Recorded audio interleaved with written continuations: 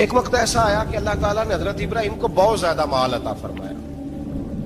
اتنے اونٹ گنے نہیں جاتے، گائیں اتنی زیادہ کہ شمار نہیں ہوتی، بکرے بکریاں اتنی زیادہ کہ شمار، بہت زیادہ مال اللہ نے عطا فرمایا. اور ابھی کچھ عرصہ پہلے آپ پیچھے جائیں نا تو جو لفظ مال تھا وہ روپے پہ تو بولا ہی نہیں جاتا، وہ جانوروں پہ بولا جاتا. بہت زیادہ مال اللہ نے دیا، بکریاں، گائیں، اونٹ، بیل، بڑا کچھ. رب کریم نے فرشتوں سے فرمایا کہ واتخذ اللہ ابراہیم خلیلا، ابراہیم میرا دوست ہے. تو فرشتے کہنے لگے یا اللہ جسے اتنا کچھ دیا جائے اس نے دوست تو بننا ہی ہوتا ہے، تو نوازا ہی پڑا ہے، اتنا مال، اتنے کھیت کھلیان، اتنا کچھ. اللہ کریم نے فرمایا جاؤ آزمائش کر لو، امتحان لے لو.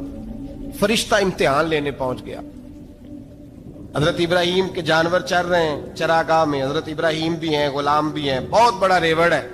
آپ تشریف فرمائیں. ایک فرشتہ آیا تو کھیت میں چھپ کے بیٹھ گیا اور بلند آواز سے کہنے لگا سبحان اللہ والحمد للہ ولا الہ الا اللہ واللہ. یہ تسبیح بڑی پسند ہے، محبوب نے ان کی فضیلت بیان کی. اب وہ حضرت سیدنا ابراہیم علیہ السلام کھڑے تھے تو وہ کھیت میں بیٹھ کے تسبیح پڑھنے لگا سبحان اللہ والحمد للہ ولا الہ الا اللہ. حضرت ابراہیم کہنے لگے یہ میرے رب کا نام کون لے رہا ہے؟ بڑی اس کی میٹھی آواز ہے، بڑی کون ہے؟ ڈھونڈنے لگے، گھومتے گھومتے اس کے پاس چلے گئے. فرشتہ انسانی شکل میں، تو میرے رب کا ذکر کر رہا تھا؟ اس نے کہا میں ہی کر رہا تھا. فرمانے لگے یار ایک دفعہ پھر نہیں کرتا؟ تو کہنے لگا ابراہیم پہلے تو میں اپنی مرضی سے کر رہا تھا، تو کہتا ہے تو پیسے لگیں گے، پیسے ہیں تو کر دیتا ہوں. حضرت ابراہیم کہنے لگے بول تو کیا لے گا؟ میرے اللہ کا ذکر سنانے کا کیا لے گا؟ کہنے لگا جتنی بکریاں آپ چلا رہے ہیں ساری دے دے تو میں اللہ کا ذکر سنا دیتا ہوں. آپ نے فرمایا بس جا تیری ساری ہوئی، میرے رب کا ذکر سنا. اور پھر شروع ہو گیا سبحان اللہ الحمدللہ ولا الہ الا اللہ واللہ اکبر. حضرت ابراہیم علیہ السلام کیف میں یار پھر ذرا سنا، نا علما وچ پھسا سانو، تو یار دی گل سنا سانو، ذرا دوبارہ سنا. میں پھر سنایا، ایک دفعہ پھر کہا. فرشتہ کہنے لگا بس یہ آپ کے پیسے پورے ہو گئے. حضرت ابراہیم کہنے لگے چل ایک دفعہ اور سنا. کہنے لگا پیسے لگیں گے. تو کیا لے گا؟ کہنے لگا گائیں بھینسیں ساری میری. فرمایا بس یار اتنی قیمت، تو سنا صحیح، سارا کچھ ہی تیرا. پھر شروع ہو گیا سبحان اللہ والحمدللہ ولا الہ الا اللہ واللہ اکبر. گائیں دے دیں، بھینسیں دے دیں، وہ ذکر سناتا ہے. حضرت ابراہیم کبھی مچلتے ہیں، کبھی روتے ہیں، کبھی آہیں بھرتے ہیں. تو میرے رب کا نام لے رہا ہے، ذرا پھر سے لے. کیف جاری ہے. کہنے لگا بس بھائی. حضرت ابراہیم فرمانے لگے تو اور لے لے جو لینا ہے، مجھے ذکر سنا. اس نے کہا ابراہیم بکریاں میں لے چکا، گائے بھینسیں میں لے چکا، اونٹ رہ گئے، سارے لے لوں گا پھر ذکر سناؤں گا. فرمایا جا تیرا ہوا تو ذکر سناتا رہ، میں دیتا ہوں. دے دیا. کچھ دیر ذکر کیا تو اب خاموش ہو گیا. حضرت ابراہیم خلیل اللہ علیہ السلام فرمانے لگے ذکر سنا. کہنے لگا ابراہیم اب تیرے پاس دینے کو کیا ہے؟ ہر چیز تو میں لے چکا. آپ فرمانے لگے یہ گائے بھینسیں بکریاں چرانے کے لیے تجھے کوئی نوکر ملازم بھی تو چاہیے نا. تو اس طرح کر مجھے رکھ لے، میں روٹی نہیں مانگوں گا، کھانا نہیں مانگوں گا، تو اللہ کا ذکر سناتا رہنا، میں تیرے جانوروں کی نوکری کرتا رہوں گا. حضرت ابراہیم علیہ السلام نے جب یہ کہا نا، فرشتے کی آنکھوں میں آنسو آ گئے. تر دامنی پہ شیخ ہماری نہ جائیے، ہم دامن نچوڑ دیں تو فرشتے وضو کریں. فرشتہ رو پڑا اور کہنے لگا ابراہیم مجھے سینے سے لگاؤ، آپ واقعی اس قابل ہے کہ اللہ آپ کو اپنا دوست بنائے، واقعی اس قابل ہے کہ رب آپ کو اپنا. حضرت ابراہیم علیہ السلام کا خدا سے محبت کرنے کا نرالا انداز. حضرت ابراہیم بہت بڑے مہمان نواز تھے. صرف قربانی نہیں دیتے تھے، سارا سال بہت سارا لنگر، بہت سارا کھانا پینا، بہت ساری چیزیں جاری رہتی تھی. اور جتنے غریب لوگ تھے فلسطین کے، ان کو پتا تھا کہ حضرت ابراہیم علیہ السلام کا لنگر جاری ہے. فلسطین میں جب آپ کا قیام تھا، ایک دفعہ ڈھیروں مہمان آ گئے اور کھانے کو کوئی چیز نہیں. حضرت سارہ اور جناب ہاجرہ دونوں اس وقت موجود تھیں. وہ کہنے لگی ابراہیم بہت سارے مہمان آ گئے تو کیا کریں؟ جناب سارہ کہنے لگی کس طرح کر کے ان کی مہمان نوازی کرنی. اور حالات یہ ہیں کہ قحط پڑا ہوا ہے فلسطین میں، مصر میں، دور دراز علاقوں میں. حضرت ابراہیم کہنے لگے یہ اللہ کے مہمان ہیں اور ہمیں رب کریم کا بندہ سمجھ کے آ گئے، اللہ ہی بندوبست کرے گا. فرمانے لگے میرا مصر میں ایک دوست ہے، وہ قحط کے دنوں میں غلہ جمع کر لیتا ہے، میں اس کی طرف پیغام بھیجتا ہوں، مجھے امید ہے وہاں سے غلہ ملے گا۔ 2 3 5 اونٹ والے غلام بلائے اور ان کو کہا کہ جاؤ غلہ لے آؤ مصر کے دوست سے۔ وہ لوگ کہتے ہیں ہم غلہ لینے گئے، وہاں جب پہنچے تو حضرت ابراہیم خلیل اللہ علیہ السلام کا پیغام دیا تو آپ کا وہ دوست کہنے لگا غلہ تو بے شمار تھا، مجھے خبر نہیں تھی کہ حضرت ابراہیم کا پیغام آئے گا، تو میں تو سارا تقسیم کر چکا ہوں، لوگ لے گئے، اب تو کوئی شے نہیں۔ اب وہ خالی آ گئے 5 کے 5 اونٹ۔ جب خالی آئے تو حضرت ابراہیم کی حویلی کی دیواریں چھوٹی چھوٹی تھیں، ان غلاموں میں سے، خادموں میں سے، آپ کے ان چاہنے والوں میں سے ایک کہنے لگا یار وہ غریب تو انتظار کر رہے ہوں گے کہ غلہ لینے گئے، ہمیں روٹی ملے گی۔ چھوٹی چھوٹی دیواریں ہیں، وہ جب دیکھیں گے نا خالی آ گئے تو انہیں تکلیف ہوگی، اس طرح کرو بوریوں میں ریت بھر لیتے ہیں، ریت بھر کے لے جاتے ہیں، بعد میں اندر رکھ کے انہیں سمجھا بہلا لیں گے یا حضرت ابراہیم کو بتائیں گے، وہ خود ہی ان لوگوں کی دلجوئی فرمائیں گے۔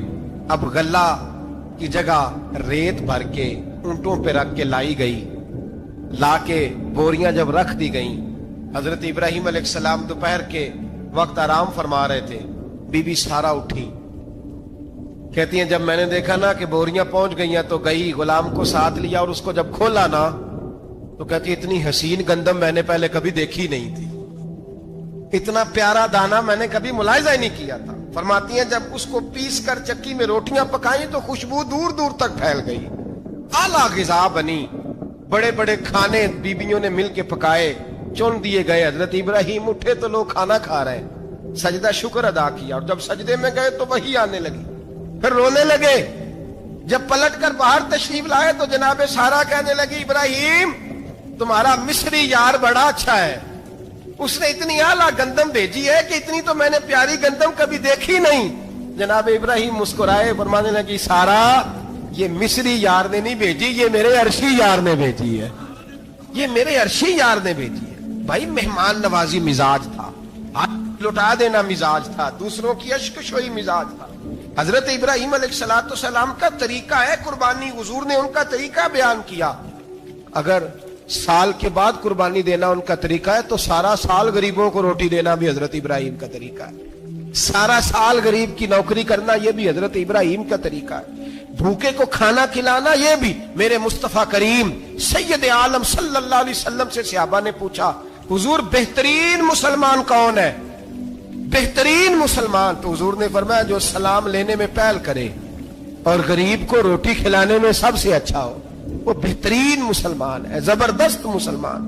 ہمارے ہاں دعوتیں ہوتی ہیں تو امیروں کی، افطاریاں ہیں تو امیروں کی، اور میرے مصطفیٰ کریم علیہ السلام نے فرمایا بدترین دعوت ہے جس میں امیر بلائے جائے غریب نہ بلائے جائے، وہ بدترین دعوت حضرت ابراہیم کا طریقہ رہا، ساری زندگی مہمان نوازی۔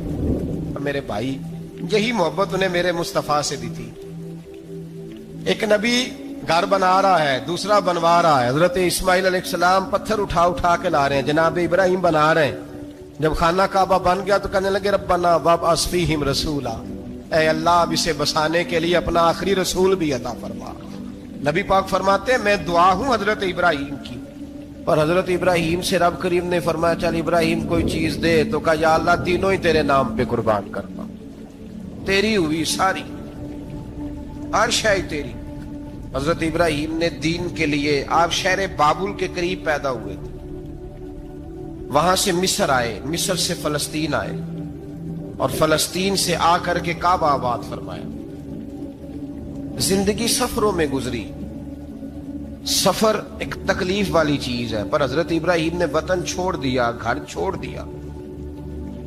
جان بڑی عزیز ہوتی ہے، تو حضرت ابراہیم نے جب دین کے لیے نکلے تو جد و جہد کی، گھر کے اندر بھی گھر کے باہر بھی۔ آپ کے والد کا نام طارق ہے، وہ توحید پرست تھے، ایماندار تھے، پرہیزگار تھے۔ آپ کے چچا کا نام آزر ہے، وہ بت پرست تھے، بت بیچا کرتے تھے۔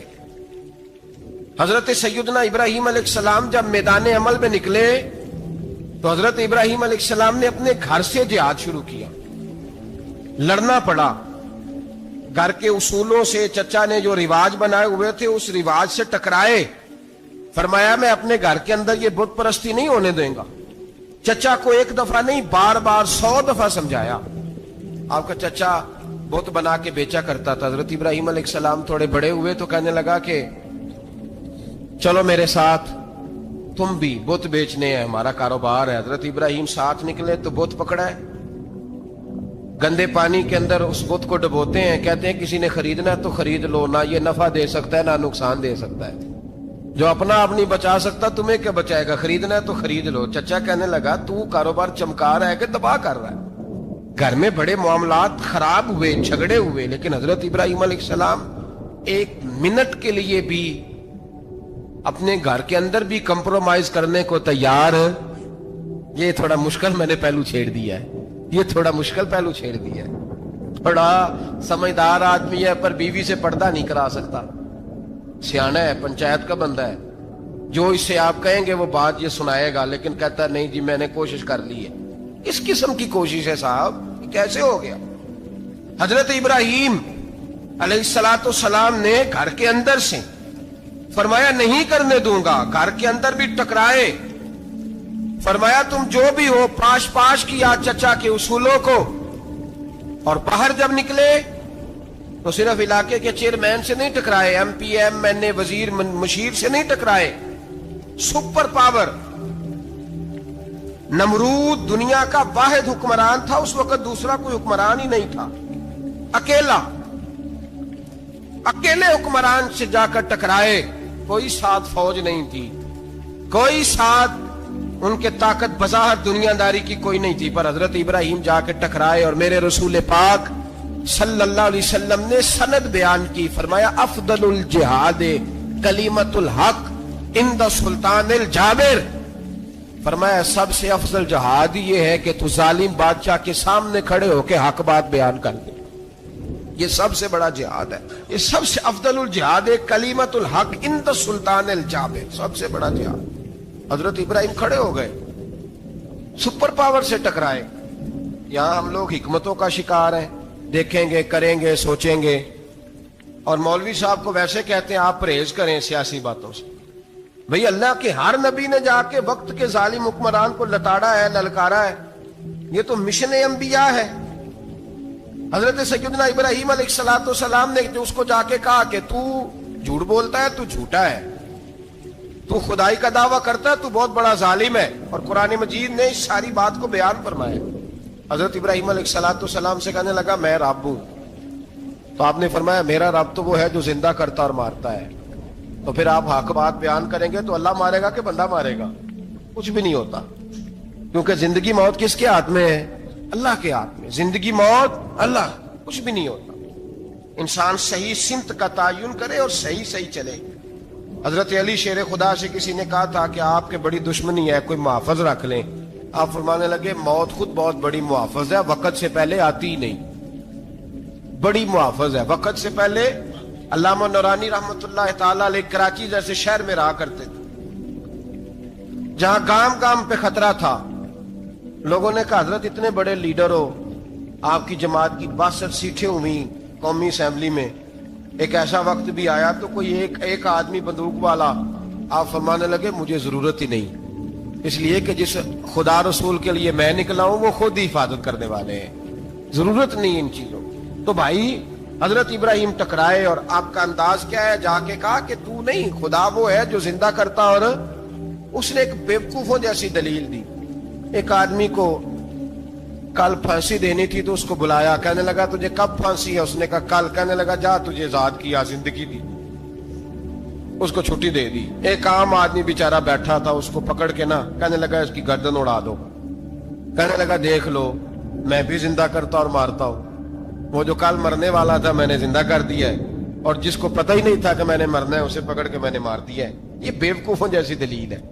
हजरत सैयदना इब्राहिम अलैहिस्सलातो सलाम चाहते तो उसी वक्त दलील तोड़ देते कि तू क्या बेवकूफों जैसी बात कर रहा है, अगर तू जिंदगी देता है तो मरे हुए में जान डाल के दे जिसको तूने मारा है।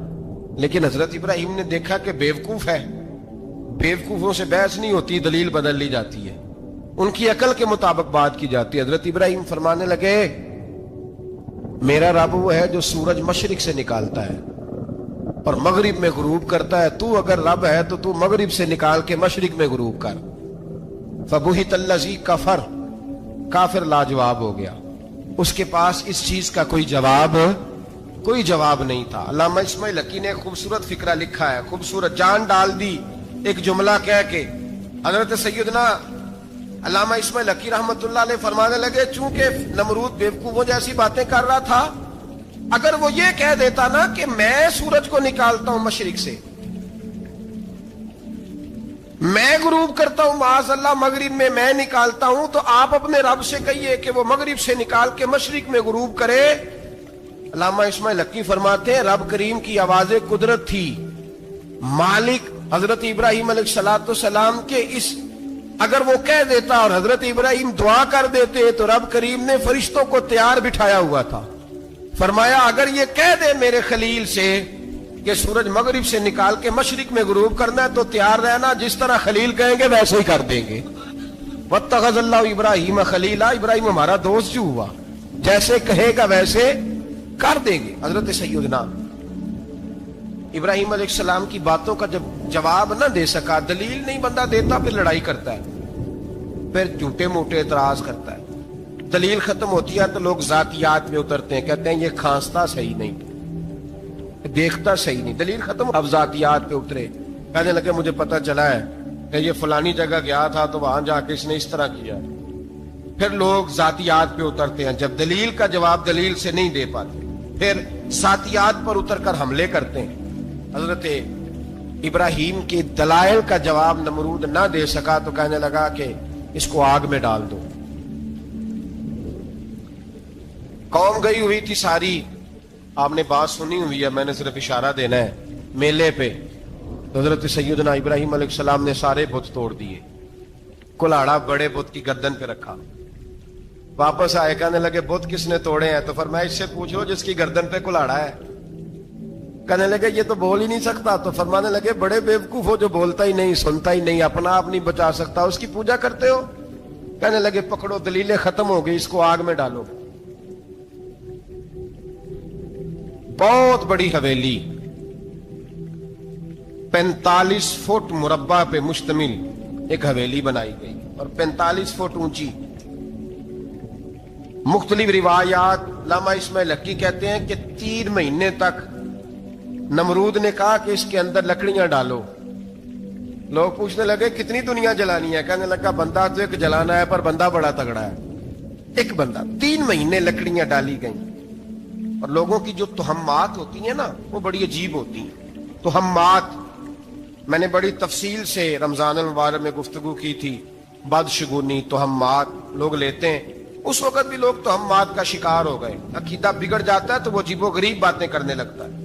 تہمات کا شکار ہو گئے. بیبیاں نظر مانتی, میں بیمار ہوں, اگر صحیح ہو گئی تو اتنے من لکڑی دوں گی حضرت ابراہیم کی آگ جلانے کے لیے. ایک عورت لے کے جا رہی ہے لکڑیاں.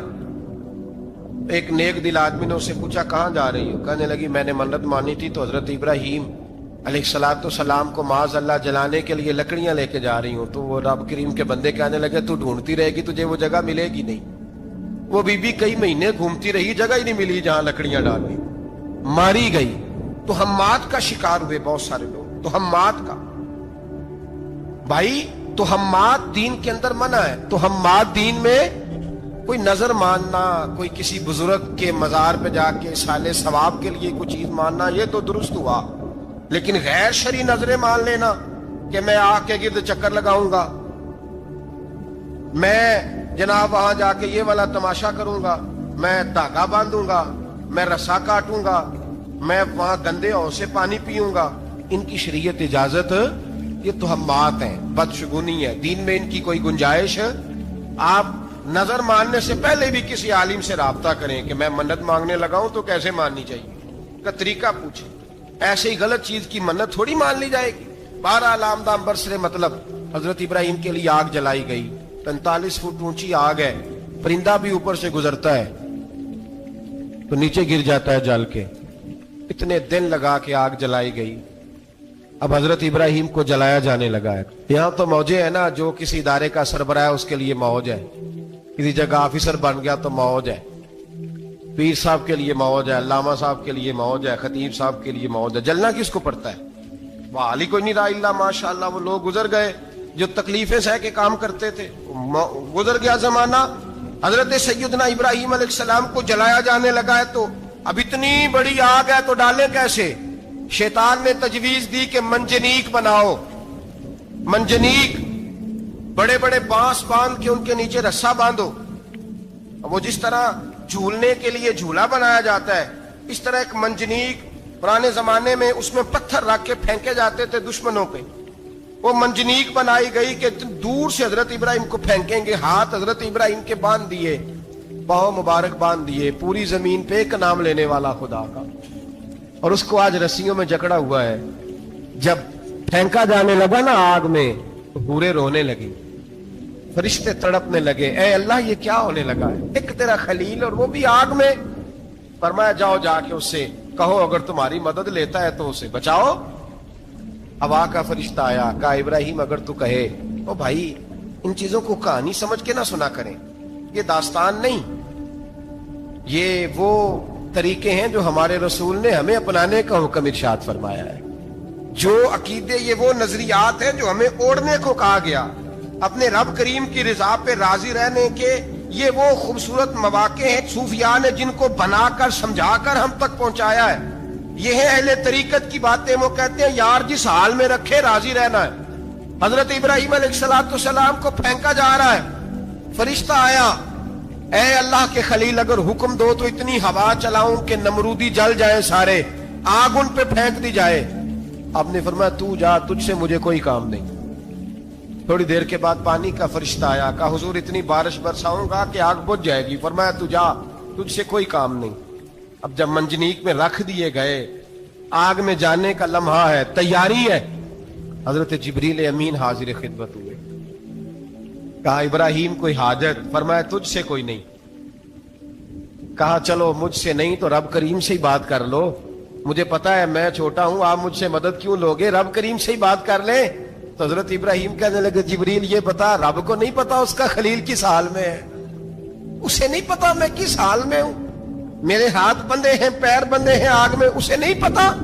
بتایا تو اسے جاتا ہے جس سے خبر نہ ہو. تو اگر اسے پتا ہے، اگر وہ جلانے پہ راضی ہے تو میں بھی جلنے کو تیار ہوں، میں تیار ہوں، میں تیار ہوں. اسے کہو ٹھیک ہے. حضرت سیدنا ابراہیم علیہ السلام کو منجنیق میں ڈال کے جو پھینکا آگ میں، یا نارکونی بردم و سلامن علی ابراہیم، اللہ نے فرمایا اے آگ میرے ابراہیم پہ ٹھنڈی بھی ہو جا اور سلامتی والی بھی ہو جا.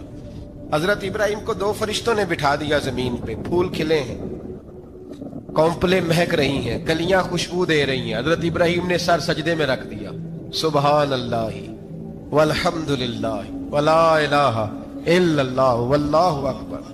حضرت ابراہیم اللہ کی تسبیح پڑھنے لگے، رب کریم کا شکر بجا لانے لگے. نکلے وہاں سے، کچھ دن گزر گئے، نکلے، حکم ہو گیا ابراہیم علاقہ چھوڑ دو. حضرت ابراہیم علیہ السلام وہاں سے نکل کے مصر آئے، چچا کے پاس ٹھہرے. انہوں نے اپنی بیٹی جناب سارہ کا نکاح کر دیا. کچھ آگے بڑھے تو ایک ظالم بادشاہ سے ٹکرائے. اس نے ایک شہزادی، ایک بادشاہ کی بیٹی قید کی ہوئی تھی، جناب ہاجرہ نام تھا. ان کو قید سے چھڑا کے ساتھ لائے. حضرت لوط علیہ السلام بھی ساتھ. یہ 4 لوگوں کا قافلہ چلا، فلسطین میں جا کے پڑاؤ ڈالا، گھر بار چھوڑا، تبلیغ شروع ہوئی. حضرت ابراہیم کے گھر میں 2 خواتین ہیں، ایک آپ کی بیوی ہیں، ایک حضرت ہاجرہ ہے. اولاد کوئی نہیں. بڑا میوہ ہے میٹھا. گھر وہی آباد ہوتا ہے جس میں بچے روتے ہیں، گھر ہوتا ہی وہ ہے جس میں بچوں کی چنچناہٹ ہوتی ہے، بھن بھناہٹ ہوتی ہے. حضرت ابراہیم نے ایک بچہ روتے ہوئے دیکھا تو آنکھوں میں آنسو آئے. کہنے لگے ربی حب لی من الصالحین، یا اللہ مجھے بھی نیک اولاد عطا کر دے. حضرت سارہ نے سن لیا، کہنے لگی ابراہیم شاید میرے بطن سے تو آپ کو نصیب نہیں، ہاجرہ سے ہی نکاح کر لو. جناب ہاجرہ سے نکاح ہوا. اللہ تو بڑا بے نیاز ہے، رب کریم نے حضرت اسماعیل جیسا خوبصورت بیٹا عطا فرمایا. بیٹا کالا سیاہ بھی ہو تو سینے کی ٹھنڈک ہوتا ہے، پر یہ تو وہ بیٹا ہے جس کی پیشانی میں نور محمدی چمکتا ہے صلی اللہ علیہ وسلم. حضرت سیدنا اسماعیل علیہ اتنے خوبصورت. اب جس بیوی کے ہاں بیٹا تھا، بیٹھنا اٹھنا بھی زیادہ اس کے پاس، آنا جانا بھی اس کے پاس، توجہ ادھر ہو گئی. جناب سارہ رشک کرنے لگی. ایک دن کہنے لگی اسے چھوڑ آ جنگل میں، وادی غیر ذی زرع، مکے کے پاس.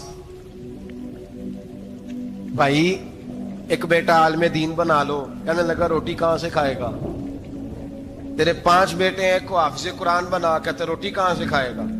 وہ بچہ بھی کہتا ہے میں کہاں سے کھاؤں گا؟ حضرت ابراہیم علیہ السلام تو چند مہینے کا بچہ چھوڑ آئے، تو کہاں سے روٹی کھائی حضرت اسماعیل نے؟ کہاں سے کھائی ان کی اماں نے روٹی؟ بھوکے مر جاتے ہیں یہ سارے۔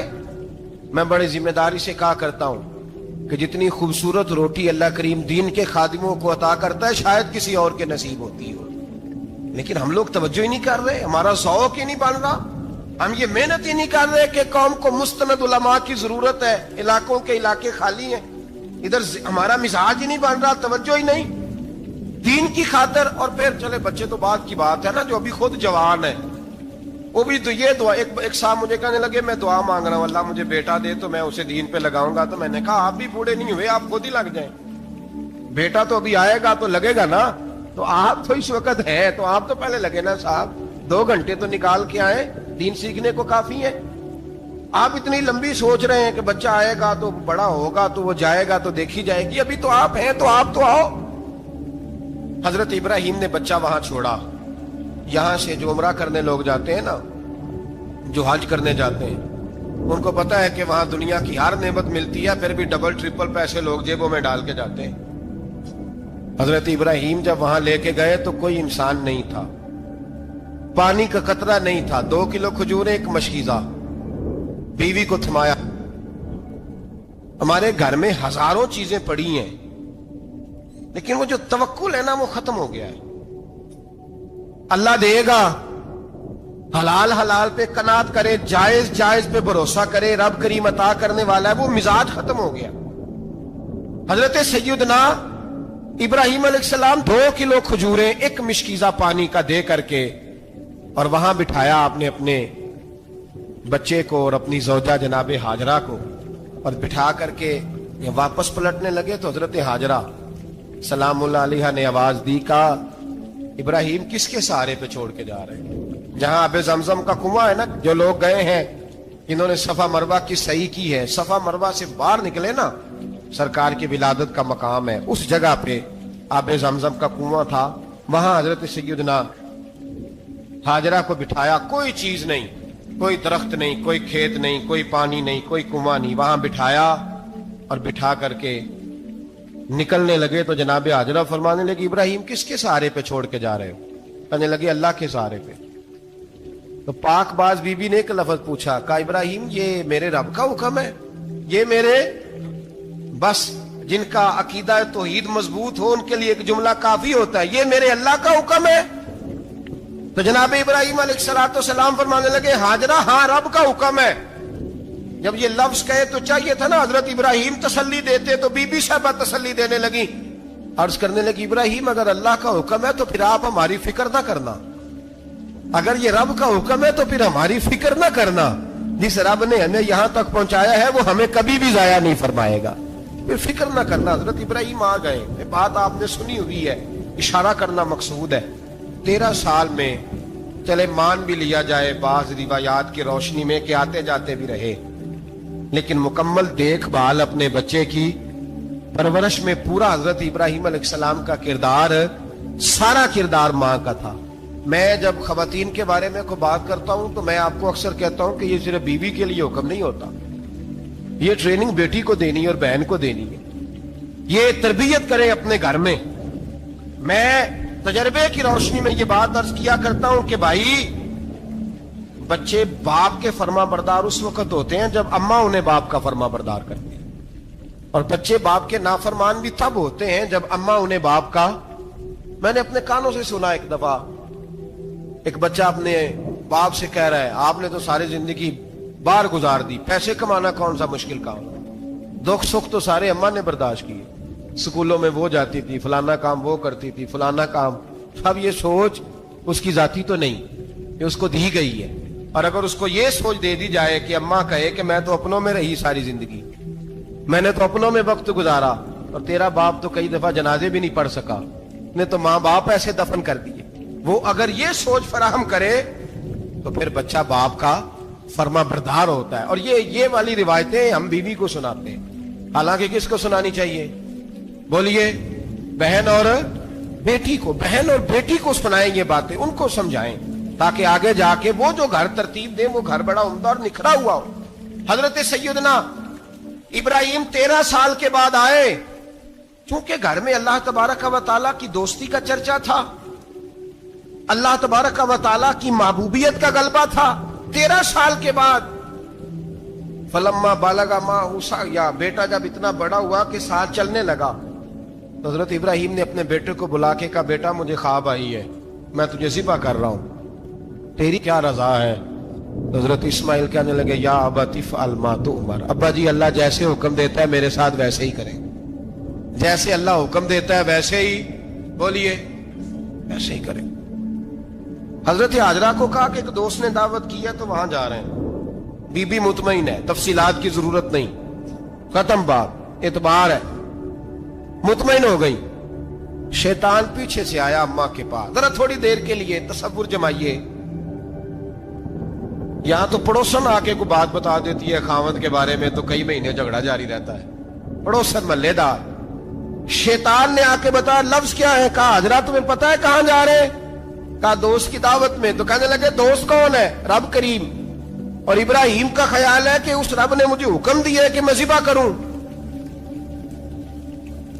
تو حضرت حاجرہ کہنے لگی کبھی باپ بھی بیٹا ذبح کرتے ہیں؟ شیطان کہنے لگا ان کا خیال ہے کہ ان کے رب نے حکم دیا ہے.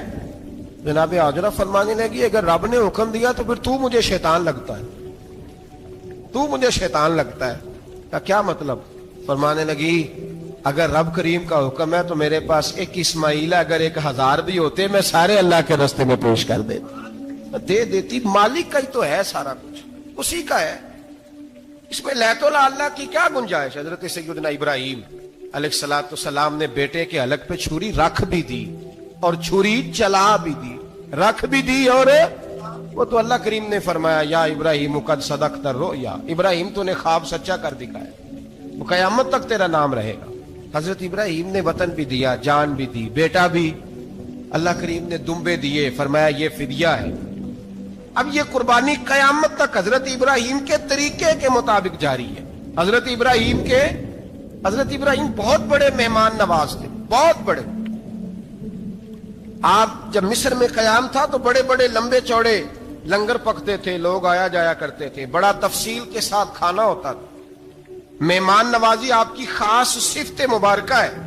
ہمارے ہاں بھی مہمان نوازی ہوتی ہے امیروں کی, بلکہ اب تو مہمان نوازی اس طرح کی ہے کہ کل تیری میرے پاس دعوت ہے اور پرسوں میری تیرے پاس ہے. وہی امیروں میں وہ چکر رہتا ہے, پارٹیاں دوست ایک دوسرے کو ڈالتے ہیں, تیری طرف پارٹی تیری طرف, اور اسی انداز میں اب یہ عید آئے گی نا ٹکا پارٹیاں ہوں گی جگہ جگہ, اور لوگ سوال پوچھنے لگے ابھی سے, کہتے ہیں قربانی کا کتنا گوشت گھر رکھنا جائز ہے, قربانی کا کتنا گوشت گھر رکھنا جائز ہے؟ سارا ہی جی, ہاں, اس لیے فریزر لے لے, فریج سے نہیں کام چلے گا, سارا ہی جہاز گھر رکھنا سارا ہی جائز ہے, رکھ لیں. او خدا کے بندے, قربانی وہ بندہ دیتا ہے جو سارا سال ہی گوشت کھاتا ہے, صحیح کہہ رہا ہوں. قربانی صاحب نصاب صاحب استطاعت بندہ دیتا ہے نا, تو وہ سارا سال ہی گوشت, تو سارا گھر میں رکھنا بھی جائز ہے, لیکن سارا دے دینا بھی. تو جو آ رہی ہے اس پہ کیوں توجہ کرتے ہو, جو دوسرا جائز ہے اس پہ کیوں نہیں عمل کرتے؟ سارا تقسیم کر دیں, بات ختم ہوئی. یقین کریں محرم میں جا کے دوست ٹیلی فون کر کے سوال پوچھتے ہیں, کہتے ہیں صاحب سنا ہے قربانی کا گوشت محرم میں کھانا جائز نہیں. میں کہ نہیں, ربیع الاول چ بھی جائز جی, رجب رمضان تک کھاؤ, کوئی بندہ نہیں منع کرتا, اس لیے کہ کسی کو دینا تو پسند ہی نہیں. یا پھر اس میں سے جو خاص چیزیں ہیں وہ اپنی فریج میں, اور باقی جو ہے وہ دوسروں کے لیے. یہ کیا طریقہ ہے ہمارا, اور اسی پہ عمل ہے. اللہ تبارک و تعالی ہمیں سمجھنے کی توفیق عطا فرمائے. یہ قربانی حضرت ابراہیم کا طریقہ ہے. حضور نے اگرچہ نبی پاک کی اپنی سنت تھی, یہ بھی کہہ سکتے تھے سنتی و سنت ابیکم ابراہیم, میری سنت ہے اور تمہارے باپ ابراہیم کی سنت ہے. یہ نہیں فرمایا. جب صحابہ نے کہا قربانی کیا ہے, فرمایا سنت ابیکم ابراہیم, یہ تمہارے باپ ابراہیم کی سنت ہے. ہر صاحب نصاب پر قربانی واجب ہے. جو زکوٰۃ کا نصاب رکھتا ہو اس پر قربانی واجب ہے, یعنی ضروریات سے زیادہ اتنے پیسے, جتنے پیسوں سے زکوٰۃ فرض ہوتی ہے اتنے پیسے جس آدمی کے پاس قربانی سے پہلے آ جائیں اس آدمی پر قربانی کرنا واجب ہے.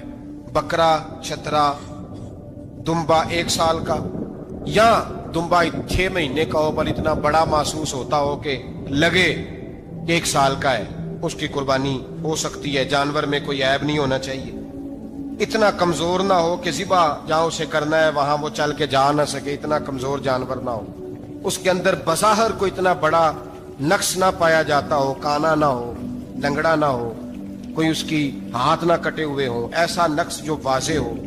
बकरा 1 साल का, गायें और भैंस ये 2 साल की, ऊंट 5 साल का।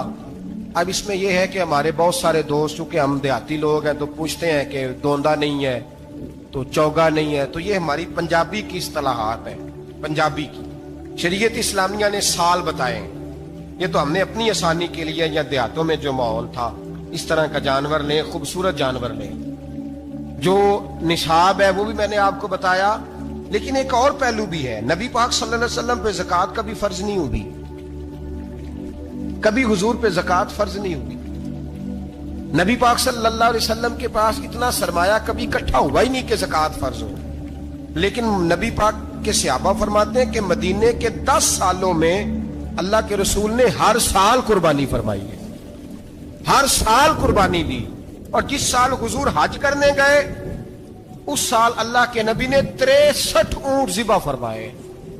और हुजूर सल्लल्लाहु अलैहि वसल्लम जब ऊंट ज़िबा करने लगते ना, तो सहाबा कहते हैं ऊंट खुद दौड़ के हुजूर के सामने आके लेट जाता, और नबी पाक उसे ज़िबा करते और फरमाते हैं एक दूसरे को धक्के देते ऊंट के, पहले मैंने जाना है ज़िबा होने के लिए, पहले मैंने। उन्हें पता था कि जो मुस्तफा के हाथों ज़िबा होगा वो तो दायमी जिंदगी पा जाएगा, यहां भी वहां भी जिंदा। 63 ऊंट ज़िबा किए। एक ऊंट में कितनी कुर्बानियां होती हैं? 7। अब 63 को 7 से ज़रब दोगे तो कितनी बनेगी? और फिर नबी पाक सल्लल्लाहु अलैहि वसल्लम ने 10 साल मदीना मुनव्वरा में कुर्बानी दी, हर साल। अब वो 63 ऊंट, एक ऊंट में 7 कुर्बानियां, हर साल यहाँ कुर्बानी। और मौला अली शेर खुदा फरमाते हैं नबी पाक 2 कुर्बानियां देते। मैंने कहा हुजूर 2 जानवर ज़िबा कर रहे हैं आप, तो हुजूर ने फरमाया एक मेरी तरफ से, एक मेरी उम्मत की तरफ से, गरीबों की तरफ से। और हजरत अली को हुजूर ने वसीयत फरमाई तू 2 दिया करेगा। या रसूल अल्लाह सल्लल्लाहु अलैहि वसल्लम मैं गुलाम हूं, खादिम हूं। हुजूर ने फरमाया अली एक तूने अपनी देनी है, एक मेरी तरफ से देनी है। 2 कुर्बानियां। मौला अली ने भी सारी जिंदगी 2 कुर्बानियां दी। हजरत अली भी माल के निसाब नहीं थे, अपना मकान ही नहीं था, कोई कारोबार नहीं था, कई दिन फाके रहते थे, पर कुर्बानियां कितनी देते थे? 2। हमारे पास वैसे अगर ससुराल में, मेके में, कजनों में कुछ शादी हो जाए तो 50-60 हजार का खर्चा बराबर है, वो पक्का है। और कुर्बानी की बारी गरीब हो गए, सारे गरीब हो गए। कहते नहीं यहाँ मुश्किल है। और खुदा के बंदे अल्लाह के साथ तिजारत कर, उसके रास्ते में 1 देगा, रब तुझे 70 गुना इजाफा के साथ अता फरमाएगा। कुर्बानी माल के निसाब पे है। कोशिश किया करें कि अल्लाह के रास्ते में जब देना हो फिर लैतुल अल्लाह से बचें, खूबसूरत जानवर लाएं।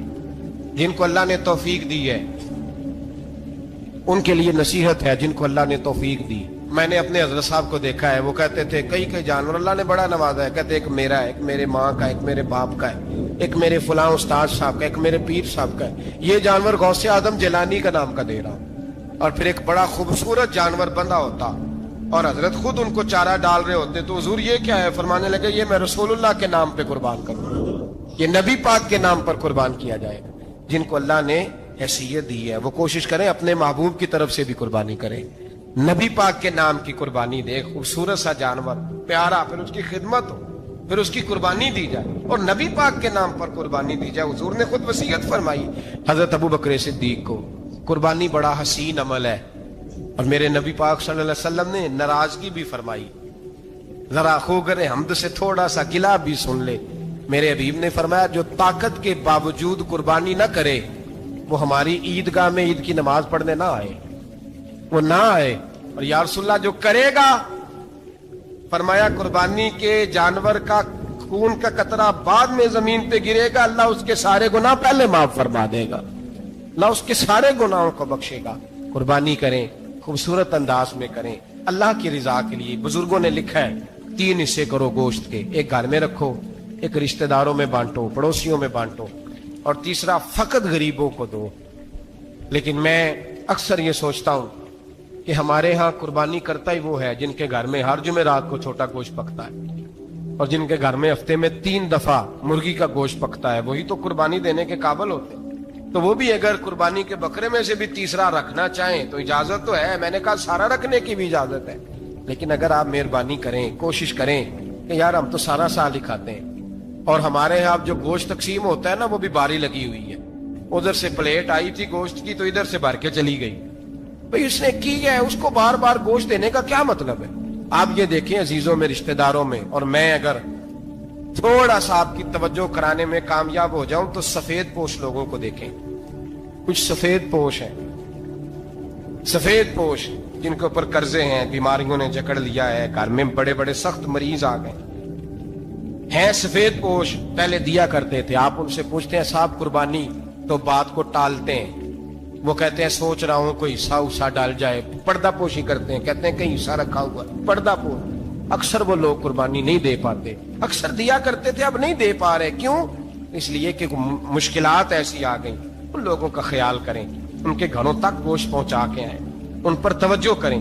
وہ سفید پوش آدمی کبھی ذکر نہیں کرے گا، کچھ تو ایسے ہیں جو خود پہنچ جاتے ہیں کہ ہمیں گوشت دیا جائے، لیکن کچھ سفید پوش ہیں لا یسألون الناس الحافا، اللہ فرماتے ہیں کچھ لوگ لپٹ لپٹ کے سوال نہیں کرتے، سفید پوشی کا بھرم رکھتے ہیں، کا مزاج نہیں۔ ان کی طرف دیکھیں، اپنے رشتہ داروں کو دیکھیں، خاص کر ان رشتہ داروں کو دیکھیں جن کا آپ کو پتہ ہے کہ غریب ہیں، مجبور ہیں، ان کے گھروں میں گوشت بھیجیں، غریب بیٹیوں، غریب بہنوں کا خیال کریں، اس طرف متوجہ ہوں، ان کے ساتھ اس نے سلوک کریں، اس طرف آپ لوگ خیال کریں۔